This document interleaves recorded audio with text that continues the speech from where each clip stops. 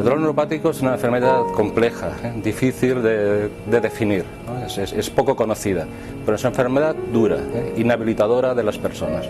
Personas jóvenes pueden tener esta enfermedad, no saben muy bien cómo, no saben muy bien por qué, está quizás mal diagnosticada, se sienten en una situación difícil, no pueden trabajar en circunstancias normales. Hay un grupo liderado por Amadeu Ellavarría del CSIC, es un grupo de química, que es el que sintetizará las nuevas moléculas para este problema.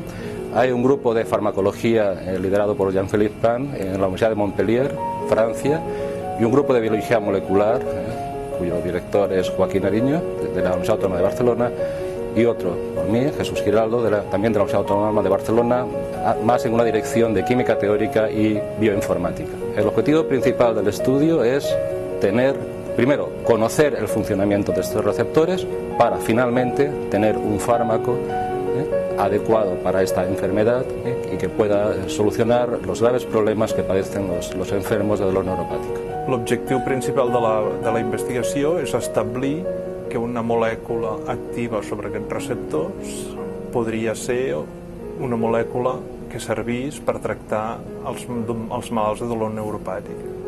Modulando estos receptores a través de unas moléculas nuevas, unas moléculas de síntesis, que en el futuro puedan ser fármacos, pensamos que la modulación de estos receptores puede dar lugar finalmente a un alivio de los síntomas de esta enfermedad.